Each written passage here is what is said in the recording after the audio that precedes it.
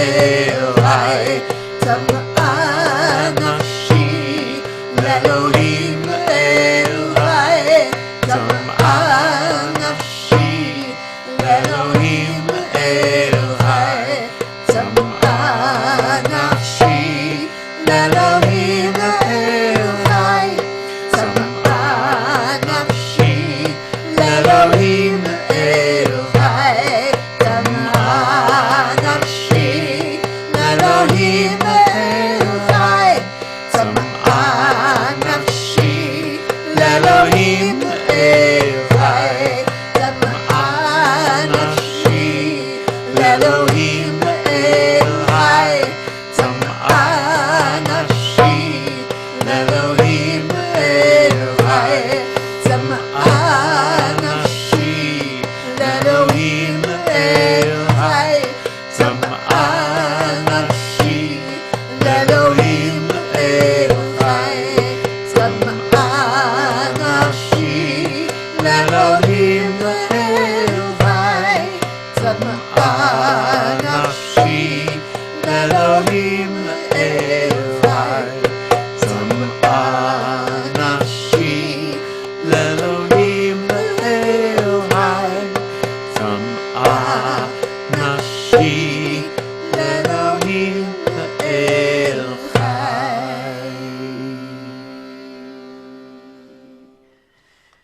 Keep your eyes closed. Bring your attention to the breath and breathe in to the heart and find that place of passion, of commitment, the place that won't settle for some old god, some tame god, the place that wants that wild encounter with the truth, with the place that wants us to be surprised.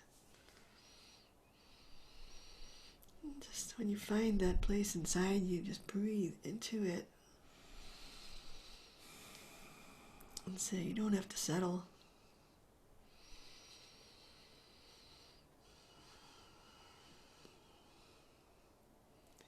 The adventure of love is waiting for all of us.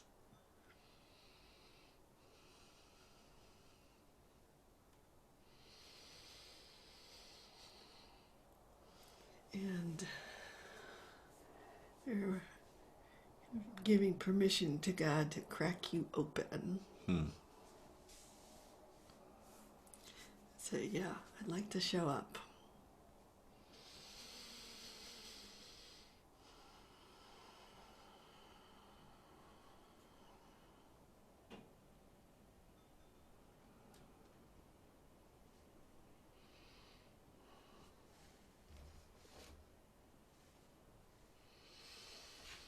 So this invitation that we're being given to directly encounter the mystery,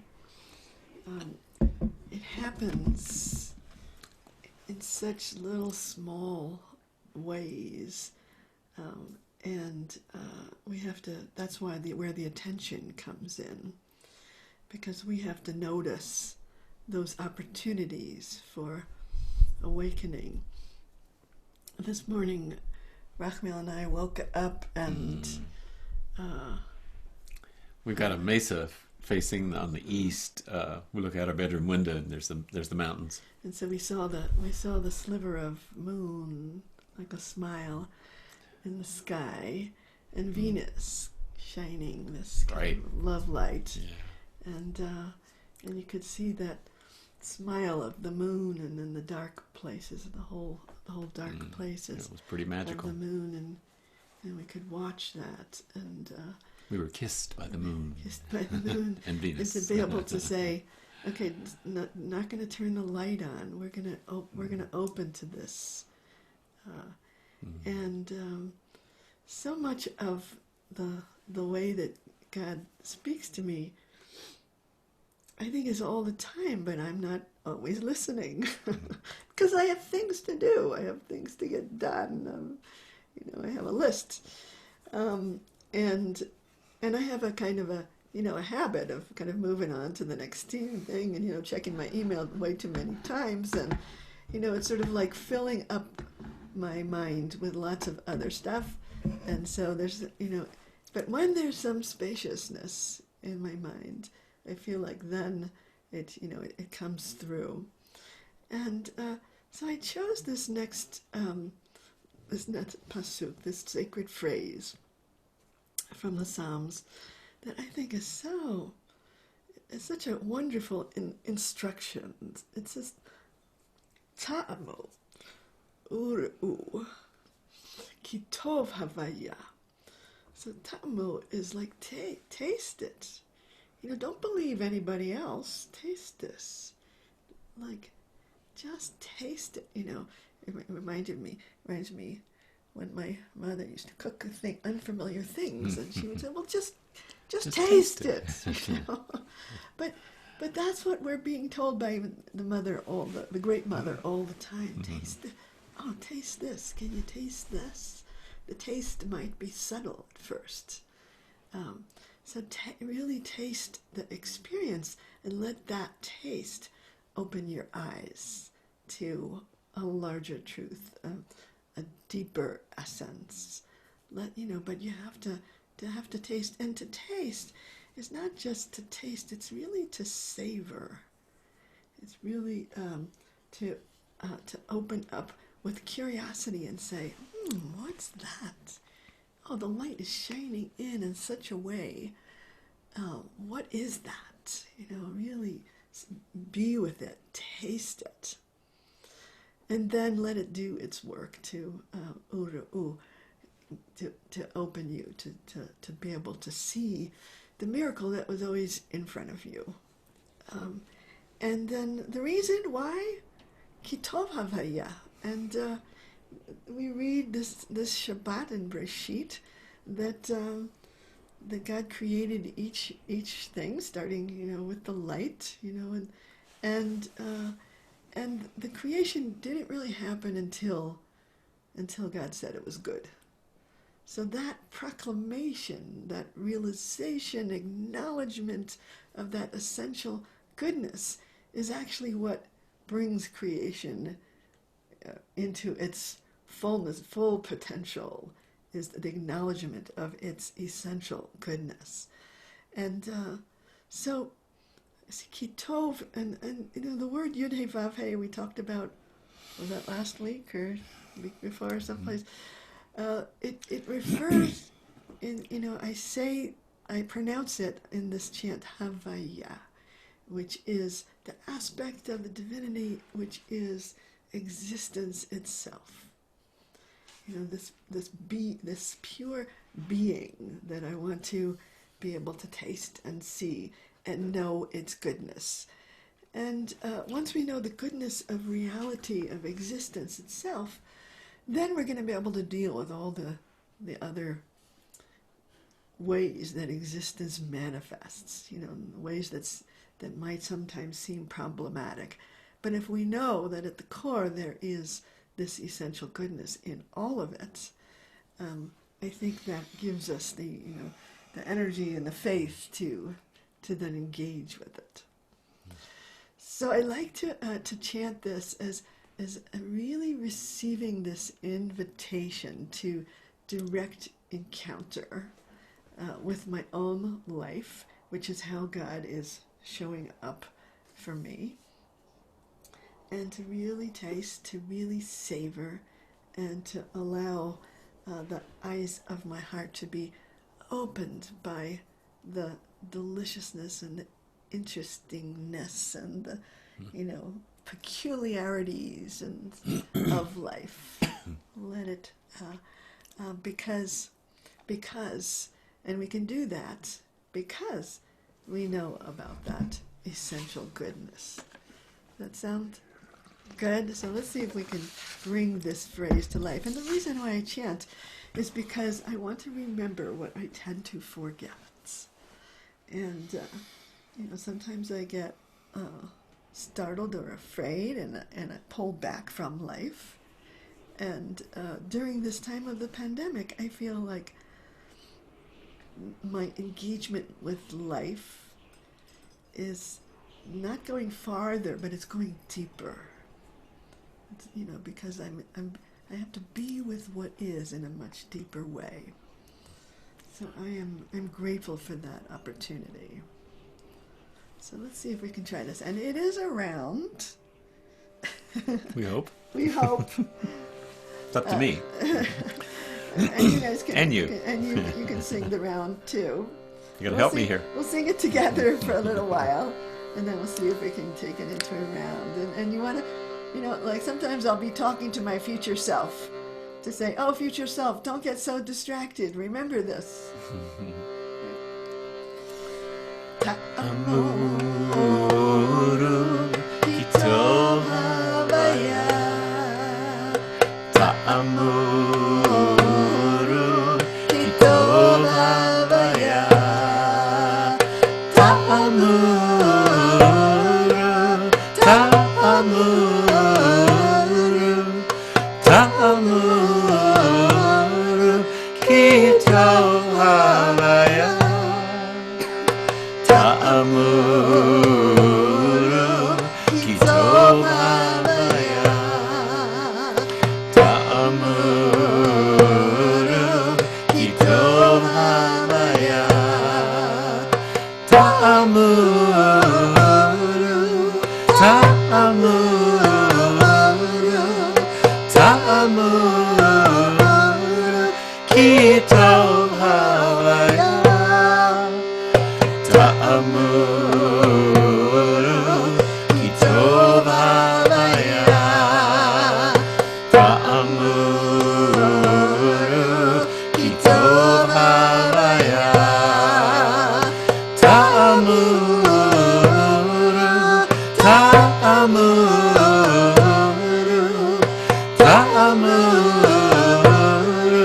kito havaya. Ta'amuru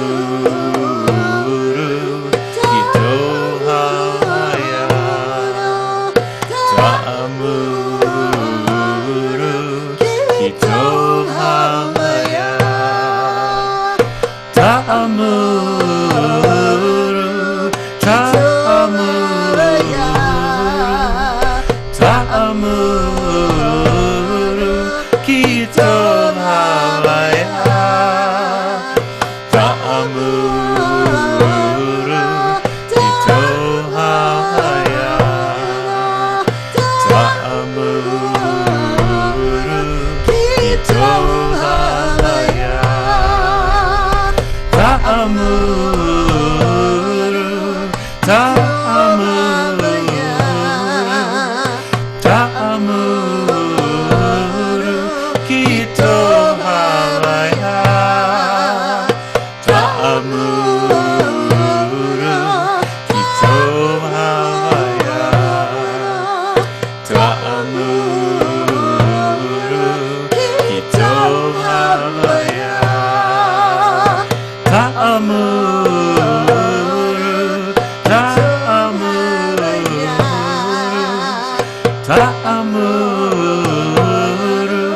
kito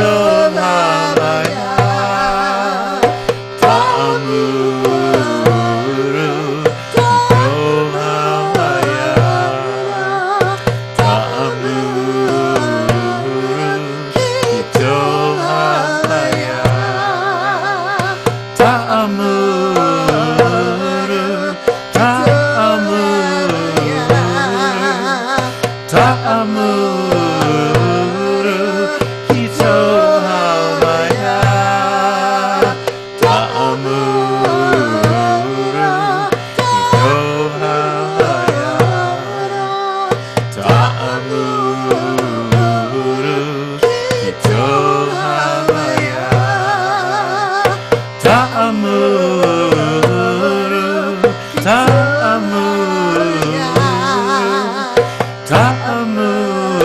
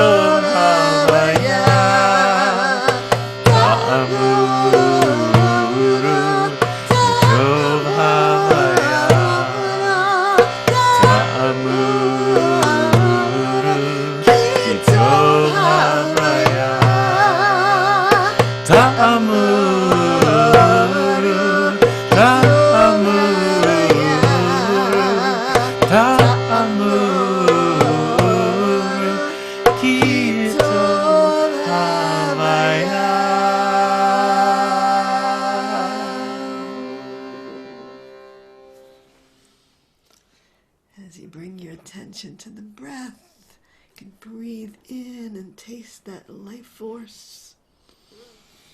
Feel yourself recreated with this breath. And taste its deliciousness, its goodness. And take it in deeply past all of your disappointments, all of your resistance.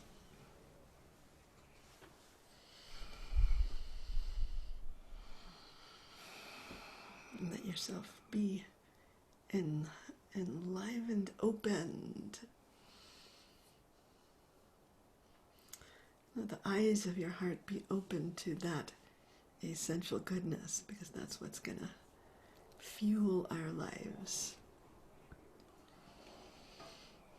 That's what's going to allow us to relax.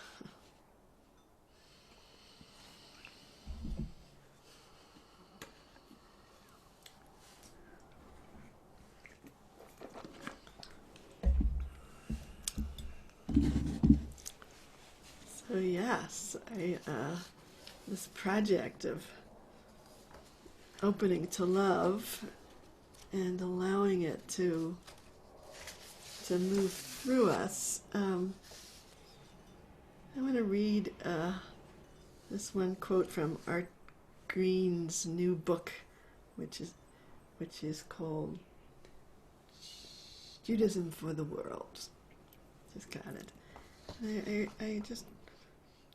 There's a chapter on Judaism as a path of love, and he says, to stand in God's presence is to live a life shaped by love. It requires an open heart, one that is able to receive the love of God that pours into us each moment of our existence, and one that knows how to take in that blessing, that gift of love, and reshape it into a love for those around us, both within the human community and extending to the full fellowship of God's creatures, amid whom His presence dwells. There is no response to the love of God other than of sharing it, acting with love towards God's creation. So, so what that suggests to me is that there is this flow of energy that we need to take it. We need to take it in. We need to learn how to take in that flow of essential goodness. And then there's something inside us that needs to happen to transform what we receive into what we radiate out, what we give out, what we overflow. So I wanted to have our last chant be this one that is like a prime directive for me. Mm. This is my prime directive. Yeah. It's not the Star Trek prime directive. It's my prime directive. My prime directive. This, I think, a core mitzvah, a core commandment of Torah. God says in the book of Exodus, "Make for me a holy place, so that I can dwell between them." And it's talking about this idea of a mishkan, a place where holiness dwells. And God is saying, you need to build this for me. If you build it, I will come. If you build it, but you have to do the building of that holy place. And so, but that holy place becomes in a way what makes us into radiant beings. So we take in that holiness, and then we give it out as our lives, as the force of our lives, as the way that we make love and justice pour out from us, through us, into the world. But if we don't build it,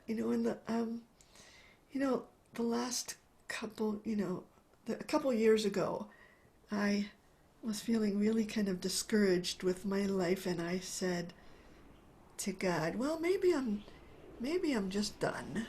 Maybe I'm just done now. And I got this message that said, "You're not done. You're not done. There's a whole lot more work that you're going to be given to do, but I want you to focus on the container, the vessel. If you build that vessel with strength and integrity, then you'll be able to receive the work." And it feels like, the last couple of years I've been sort of working at that. And that strength of the vessel, yeah, the strength of the vessel is, there's the inner vessel of my heart, to expand my heart and allow it to receive. There's my body, which is really an important vessel that I need to keep strong and work with, and honor this vessel, this Mishkan. There's my energy field, which is the field that is my aura, my like the energy that is my presence that I need to work with. And there's every relationship that I'm in, including this one here, is a Mishkan. It's a place where the divine presence can dwell, but only if I work on building that and strengthening it and giving it integrity. And then we have this community, and the idea that we can build a community on Zoom has been kind of wild, Radical. It's like, wow, we're doing this. So building this community of practice, and into that community of practice, the divine presence can pour in and through us into the world. So it has integrity, but it has also direction. It has, it has a way to take what we receive and be able to send it out into the world.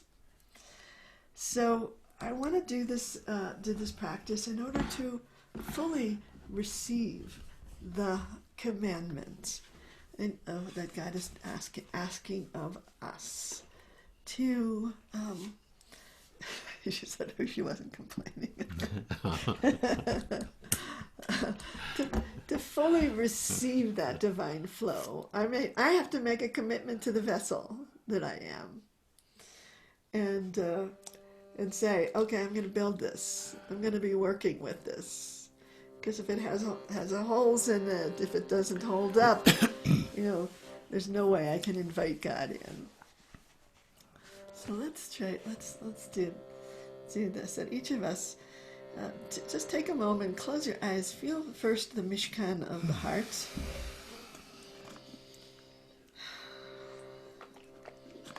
And then feel the Mishkan of the body, its holiness, its integrity. Because we're making a commitment to these Mishkanot. And feeling the sense of presence, your energy field.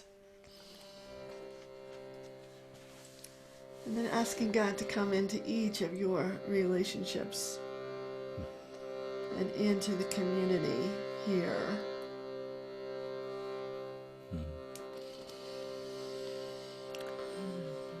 So we will build this. And I'm really feeling that the country that I live in now really needs kind of loving attention to build that integrity. So this is also a round, and there's also a third part. If you know the third part, you can sing that as well.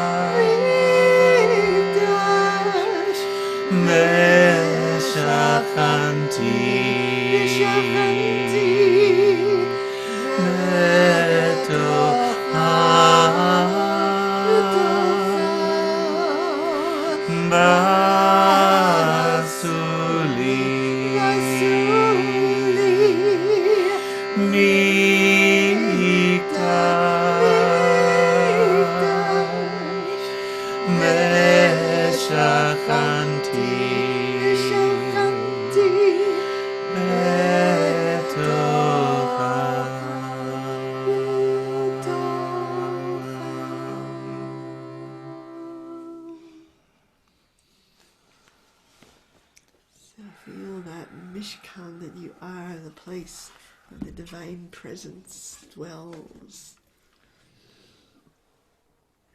This is the place that when we build it, we get to have that encounter within. We don't need to just find God out there, because once we invite that divine presence in, it is, as the Quran says, it's as close as our jugular vein. It is that close. So entering into those inner spaces allows us to touch the infinite. Because that's the purpose of the Mishkan, is to form a kind of nexus between the finite and the infinite. And that place is inside us. So whenever we feel the constriction of this life, we have a place to go where we touch into the infinite, and we will be renewed and relaxed and opened and filled with the faith in our own infinite nature of our souls. I think I just said something, but I don't know what I just said. But It was good. Okay.